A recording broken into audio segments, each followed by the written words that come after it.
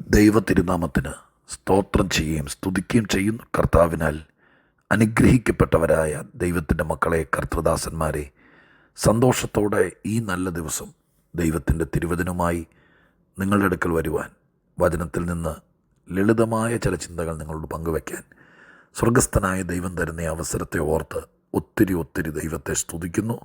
അതോടൊപ്പം വചനം കേൾക്കാൻ താല്പര്യം കാണിക്കുന്ന നിങ്ങൾക്ക് യേശുക്രിസ്തുവിൻ്റെ ധന്യമുള്ള നാമത്തിൽ വിനീതമായ സ്നേഹവന്ദനങ്ങൾ അറിയിക്കുകയും ചെയ്യുന്നു.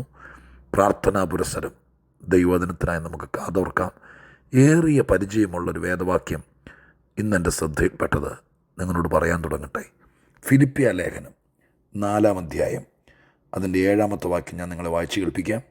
ഫിലിപ്പിയ ലേഖനം 4-ാം അധ്യായം 7-ാം വാക്യം: എന്നാൽ സകല ബുദ്ധിയെയും കവിയുന്ന ദൈവസമാധാനം നിങ്ങളുടെ ഹൃദയങ്ങളെയും നിനവുകളെയും ക്രിസ്തുവേശുവിങ്കൽ കാക്കും.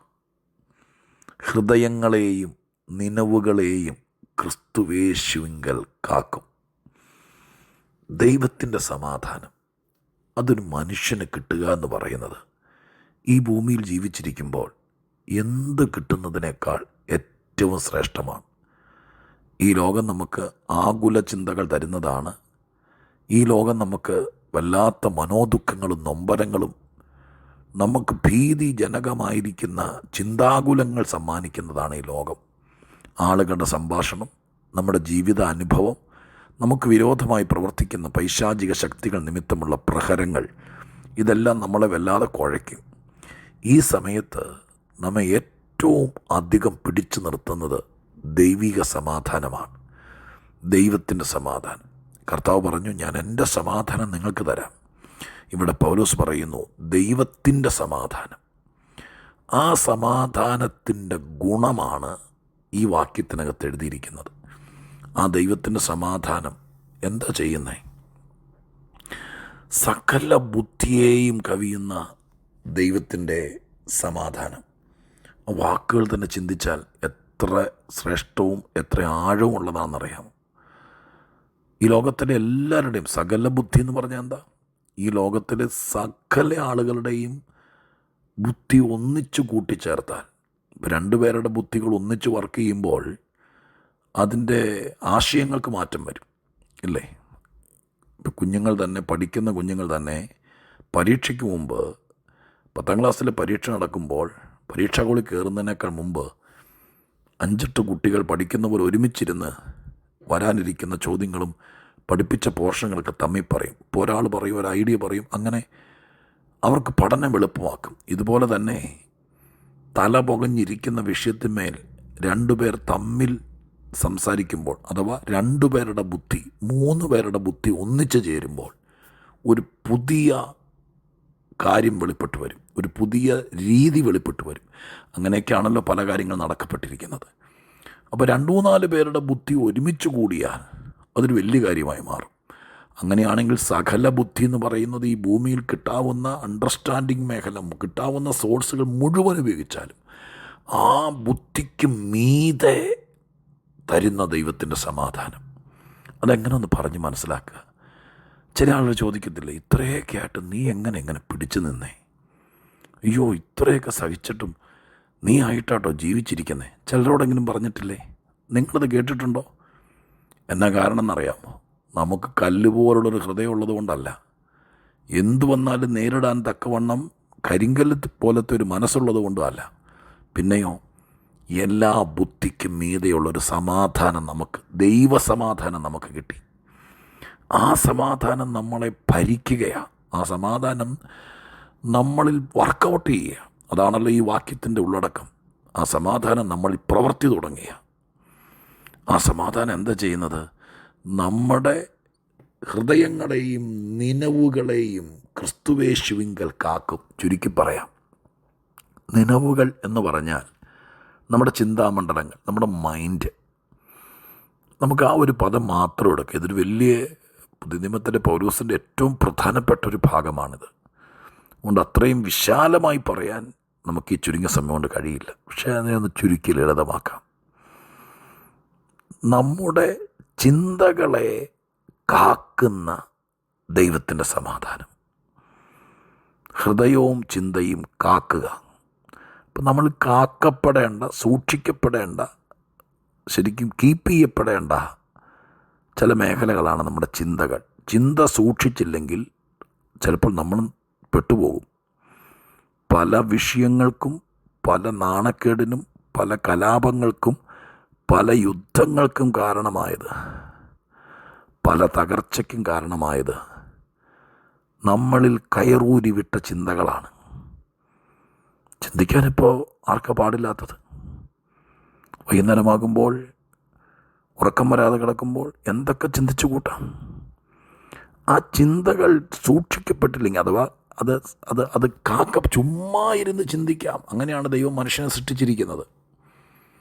പക്ഷേ ആ ചിന്ത നമുക്ക് ചേരാത്തത് വരുമ്പോൾ നമ്മളെ കാക്കുക എന്നുള്ളതിന് റൂള് ചെയ്യുക എന്നൊക്കെ അർത്ഥമുണ്ടെന്ന് പറയുന്നു. നമ്മളെ ഭരിക്കുക, റൂള് ചെയ്യുക, സൂക്ഷിക്കുക, കാക്കുക, തിരുത്തുക എന്നൊക്കെ അതിനർത്ഥമുണ്ടെന്ന് പറയുന്നു. അപ്പം നമ്മുടെ ചിന്താമേഖലകളെ നമ്മൾ ആകുലരാകുമ്പോൾ, ചിന്ത തന്നെ വേണ്ടതും വേണ്ടാത്തതും, യോഗ്യമായതും യോഗ്യമല്ലാത്തതും, ആരെങ്കിലും ഇങ്ങനെ ചിന്തിച്ചു എന്നറിഞ്ഞാൽ തന്നെ നാണക്കേടുണ്ടാകുന്നതുമായിരിക്കുന്ന ചിന്തകളുണ്ട്. അപ്പോൾ തന്നെ ജീവിത ഭാരം കൊണ്ട് ആകുലതകളും പ്രയാസങ്ങളും നിറഞ്ഞ ചിന്തകളുണ്ട്. എന്തു തന്നെ ആയിക്കോട്ടെ, ഈ ചിന്തകളെല്ലാം കാക്കപ്പെടേണ്ടതാണ്. ആരെ കൊണ്ട് പറ്റും? ഞാനീ പറഞ്ഞ് ശ്രദ്ധിച്ചൊന്ന് കേൾക്കണേ. ഞാനിപ്പോൾ ചുമ്മാ ഇരുന്ന് ചിന്തിക്കുക. ഈ ചിന്തകളെ കാക്കുക എന്ന് പറഞ്ഞതിൻ്റെ അർത്ഥം സൂക്ഷിക്കുക, നോക്കുക. ഇപ്പോൾ ഒരു കൊച്ചിനെ നോക്കാൻ വേണ്ടി നമ്മുടെ വീട്ടിലൊരാളെ ജോലിക്ക് നിർത്തി. വേറൊരു പണി അവർക്കില്ല, ഒരു കുഞ്ഞിനെ നോക്കിയാൽ മതി.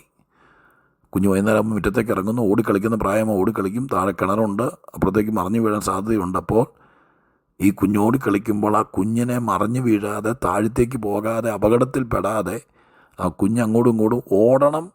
അല്ലാതെ ഓടാതെ കയറും കൊണ്ട് മൃഗത്തെ കെട്ടിയിട്ടിരിക്കുന്ന പോലെ കട്ടിലിൻ്റെ കാലെ കെട്ടിയിട്ടിട്ട് 30-ാം ദിവസം ശമ്പളം മേടിച്ചാൽ ആരെങ്കിലും സമ്മതിക്കുമോ?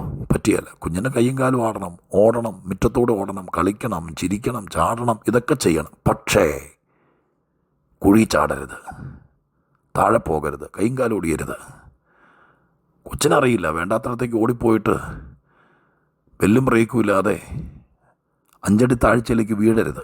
അതിനാണ് ഒരാളെ കൊച്ച് ചലിക്കുന്നതിനനുസരിച്ച് ചലിക്കാനും അപകടത്തിൽപ്പെടാതെ കാക്കാനും ഒരാളെ ശമ്പളത്തിന് നിർത്തുന്നത്, അല്ലേ?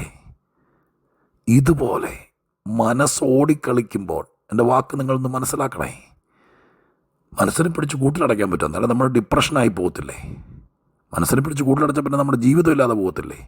മനസ്സ്, ഞാൻ ഈ പറഞ്ഞ പോലെ കൊച്ചു കുഞ്ഞ് ഓടി നടക്കുമ്പോൾ ഓടി നടന്നേ പറ്റൂ, സജീവമായേ പറ്റൂ, ചിരിച്ച് കളിച്ച് പോയേ പറ്റൂ. അങ്ങനെയാണെങ്കിലേ മനുഷ്യത്വമുള്ളൂ. ആരോടും മിണ്ടാതെ മസിൽ പിടിച്ചൊരു ബ്ലൂമിങ് ആയിട്ട് അകത്തിരുന്നാൽ, മനസ്സിനെ അടച്ച് പൂട്ടി കുപ്പിക്കകത്തിട്ട് അടച്ച് വെച്ചാൽ മനുഷ്യത്വം പോയി, പിന്നെ ജീവിക്കണ്ട.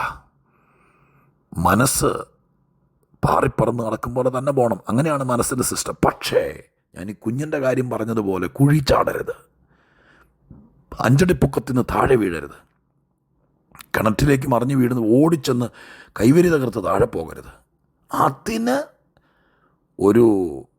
ഒരായയെ ഒരു കുഞ്ഞിനെ നോട്ടക്കാരിയാക്കി വെക്കുന്നത് പോലെ ദൈവത്തിൻ്റെ സമാധാനം നമ്മളെ കാക്കുന്നു. ഞാൻ പറഞ്ഞത് ഒത്തോ? മനസ്സിലായോ? അങ്ങനെ മനസ്സിനെ കാക്കാൻ ദൈവത്തിൻ്റെ സമാധാനത്തിനല്ലാതെ മറ്റൊന്നിനും കഴിയുകയില്ല. ആ സമാധാനം കൊണ്ട് മനസ്സ് കാക്കുന്ന ഒരു വലിയ പ്രക്രിയ ആത്മീകത്തിനകത്തുണ്ടെന്നുള്ളത് ഈ വാക്യത്തെ ഗൗരവത്തോടെ മനസ്സിലാക്കുന്ന എത്ര പേർക്ക് ഗ്രഹിക്കാൻ കഴിയുന്നുണ്ട്? പ്രിയപ്പെട്ടവരെ, നമ്മൾ ഇന്ന് വരെ പ്രാർത്ഥിച്ചിട്ടുണ്ടോയെന്നറിയില്ല. പൗലോസിക്കാരി എഴുതി വെച്ചു, നമ്മൾ രാവിലെയൊക്കെ പ്രാർത്ഥിക്കുക, എൻ്റെ കർത്താവേ, എൻ്റെ കുഞ്ഞിൻ്റെ കാല് പോലും കല്ലിത്തട്ടി പോകാതെ ദൂതന്മാരെ വിട്ട് കാത്തേക്കണേ, എൻ്റെ ദൈവമേ, എൻ്റെ തലയെന്നും എങ്ങും ഇടിക്കാതിരിക്കാൻ സൂക്ഷിച്ചേക്കണേ, എൻ്റെ വണ്ടിയെ കാത്തേക്കണേ, എൻ്റെ കൊച്ചു കയറുന്ന സ്കൂൾ ബസ് ഇതെല്ലാം പറയും. പക്ഷേ മനസ്സിനെ കാക്കാൻ ഇന്നുവരെ നമ്മൾ ദൈവത്തോട് പറഞ്ഞിട്ടുണ്ടോ? സത്യത്തിൽ നമ്മുടെ പ്രശ്നത്തിൽ ഒരു 70% മനസ്സിനെ സൂക്ഷിക്കാത്തത് കൊണ്ട് സംഭവിച്ചതാണ്. അബദ്ധങ്ങൾ പറ്റിയത്, എടുത്തുയാട്ടത്തിൽ സംഭവിച്ചത്, ചില കാര്യത്തിന് വീണ്ടും വിചാരമില്ലാതെ പോയി തലവെച്ച് കൊടുത്തത്, അന്യായ പലിശയ്ക്ക് പണമെടുത്തത്, ചിന്തിക്കാതെ ഒറ്റ ചിന്തയ്ക്ക് ആർക്കെങ്കിലും വാക്ക് കൊടുത്തത്, ആരുടെയെങ്കിലും കൂടെ ഇറങ്ങിത്തിരിച്ചത്, ആ സമയത്തൊക്കെ മനസ്സിനെ കാക്കാൻ ആരെങ്കിലും ഉണ്ടായിരുന്നെങ്കിൽ, അതിര് കടന്നു പോകുന്ന സമയത്ത് അതല്ലെന്ന് പറഞ്ഞ് മനസ്സിനെ കാക്കാൻ, തിരുത്താനല്ല, ഉപദേശിക്കാനൊക്കെ ഇവിടെ ഒത്തിരി ആൾക്കാരെ കിട്ടും. പക്ഷെ മനസ്സ് വേലി പൊളിച്ച് പുറത്തു പോകാതെ, നമ്മുടെ സ്ഥിതിഗതികളെ തകർത്ത് കളയാതെ സൂക്ഷിക്കാൻ ആരെങ്കിലും ഉണ്ടായിരുന്നെങ്കിൽ ഇന്ന് അനുഭവിക്കുന്ന പലതും അനുഭവിക്കേണ്ടി വരില്ലായിരുന്നു. പക്ഷെ ഇന്ന് ദൈവം ഈ വാക്യം എടുത്തു തരിക. നിങ്ങൾക്ക് ആർക്കെങ്കിലും നിങ്ങളെ തന്നെ ശ്രേഷ്ഠമതികളും ശ്രേഷ്ഠവാന്മാരുമാക്കാൻ, നിങ്ങൾക്കാർക്കെങ്കിലും ഇനി മുന്നോട്ടുള്ള കാലഘട്ടത്തിൽ നഷ്ടങ്ങളും അബദ്ധങ്ങളും ചതികളും സംഭവിക്കാതിരിക്കാൻ, എൻ്റെ നിലവുകളെ അഥവാ എൻ്റെ മനസ്സിനെ, എൻ്റെ ചിന്താമണ്ഡലത്തെ, എൻ്റെ മൈൻഡിനെ, എൻ്റെ ഹൃദയത്തെ എന്ന് പറഞ്ഞാൽ ഹാർട്ട് അറ്റാക്ക് വരാതിരിക്കുക എന്നുള്ള കാക്കുന്ന കാര്യമല്ല കേട്ടോ. എൻ്റെ ചിന്തയ്ക്കകത്ത്, എൻ്റെ ഹൃദയത്തിനകത്ത് അടിഞ്ഞുകൂടുന്നതിനെ കാക്കാൻ ദൈവമേ നിൻ്റെ സമാധാനത്തിന് കഴിയൂ. അതെന്നിൽ പകർന്ന്, എൻ്റെ കുഞ്ഞിൽ പകർന്ന്, എൻ്റെ കുടുംബത്തിൽ പകർന്ന് ഞങ്ങളെ ശാന്തമാക്കണം, മാന്യമാക്കണം എന്ന് ദൈവത്തോട് നമുക്ക് പ്രാർത്ഥിക്കാം, കരങ്ങളിൽ ഏൽപ്പിക്കാം. പരിശുദ്ധ ദൈവമേ, ഞങ്ങളുടെ സ്വർഗീയ പിതാവേ, ഒരാൾ കർത്താവിലേക്ക് വരുമ്പോൾ എന്തെല്ലാം കാര്യങ്ങളാണ് നടക്കുന്ന കർത്താവേ. വിശ്വാസത്തിൽ വരുന്നതിനേക്കാൾ മുമ്പ്, രക്ഷകനെ അറിയുന്നതിനേക്കാൾ മുമ്പ് ഇതൊന്നും സംഭവിക്കുകയില്ലായിരുന്നു. എന്നാൽ ഇന്നതൊക്കെ നടക്കുന്നതിനായി സ്തോത്രം. അൻപുള്ള നാഥൻ്റെ കരങ്ങളിൽ തരുന്നു. ഞങ്ങളുടെ ചിന്തകളെ പോലും കാക്കാൻ, അതിര് കടന്നു പോകാതിരിപ്പാൻ, ഞങ്ങൾ കുഴി ചാടാതിരിപ്പാൻ, മുറ്റത്തോട് ഓടിക്കളക്കുന്ന കുഞ്ഞിൻ്റെ മേൽ കണ്ണ് പതിഞ്ഞ് അതിൻ്റെ ചലനത്തിന് തക്കവണ്ണം അതിനെ അപകടത്തിൽപ്പെടാതിരിപ്പാൻ സൂക്ഷിക്കുന്നത് പോലെ ഞങ്ങളുടെ മനസ്സിനെ കാക്കുന്ന ദൈവത്തിന് നന്ദി. അതിൽ ഉറച്ചു നിൽക്കാനിടയാക്കണം. ഞങ്ങൾ തളരാതിരിക്കണം. ഈ ദൂത് അനേകർക്ക് അനുഗ്രഹമാക്കണം. ഞങ്ങളുടെ പേഴ്സണാലിറ്റി ഡെവലപ്പാകണം. പ്രാർത്ഥന കേട്ടതിന് നന്ദി. യേശുവിൻ്റെ നാമത്തിൽ തന്നെ. ആമേൻ.